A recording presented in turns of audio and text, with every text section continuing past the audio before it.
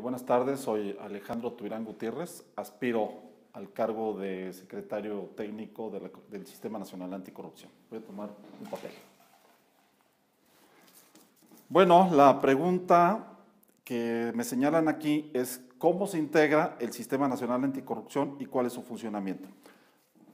El espíritu de la ley del Sistema Nacional Anticorrupción es precisamente integrar órganos, comités, órganos que permitan hacer políticas integrales, en cierto sentido que exista coordinación entre todos los organismos encargados del combate a la corrupción, la transparencia, los relacionados con los sistemas de fiscalización, y que precisamente lo que se busca es disminuir los niveles de corrupción. Si ustedes revisan los niveles de corrupción que hay en México, con los índices internacionales, bueno, tenemos que Transparencia Internacional nos pone entre un cuarto de los países más corruptos del mundo, midiendo, por supuesto, ciertas prácticas de corrupción, ¿no? Que son soborno, cohecho, avances en los programas anticorrupción. Pero el Sistema Nacional Anticorrupción precisamente lo que busca es eso es por señalarles un índice, ¿no? El funcionamiento precisamente es hacer políticas integrales, hacer evaluaciones, coordinarnos con los sistemas locales anticorrupción, que se coordine el Sistema Nacional Anticorrupción, el comité coordinador que está integrado por la Secretaría de la Función Pública, el auditor general, el auditor superior de la Federación, el Tribunal de Justicia Federal, de la sindicatura, lo que viene siendo la Comisionada de Transparencia Nacional, del Sistema Nacional de Transparencia.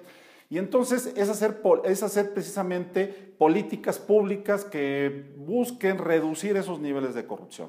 Y por supuesto, dentro de esta figura de lo que es la ley, donde está la ley del Sistema Nacional Anticorrupción, está el comité coordinador que ya lo señalaba, y luego está un comité de coordinación de participación ciudadana, que son estos 5 miembros que se acaban de nombrar, y después viene en un tercer nivel el secretario técnico. ¿Cuál es esa función del secretario técnico? La función es una función, como le dice la palabra, técnica. Va a hacer estudios, va a hacer evaluaciones, va a generar indicadores, por supuesto va a ser secretario técnico del comité coordinador y del órgano de gobierno de la Secretaría Ejecutiva, y entonces va a hacer esos estudios que permitan dar parámetros y poder corregir, en caso de que sí exista, poder corregir la política pública de combate a la corrupción, de transparencia, de lo relacionado con la fiscalización.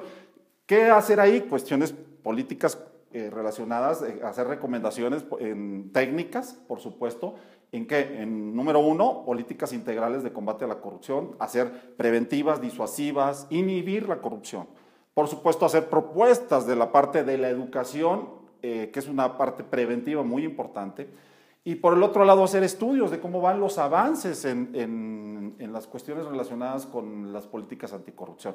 Eso es en sí el espíritu de lo que engloba la ley del Sistema Nacional Anticorrupción.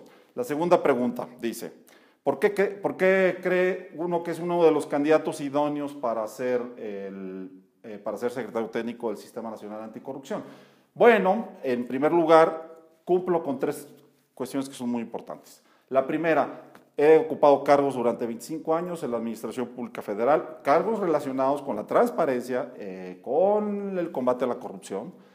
Fundamentalmente, por ejemplo, trabajé en la función pública, me tocó evaluar a los órganos internos de control de la Administración Pública Federal, me tocó evaluar a los comisarios.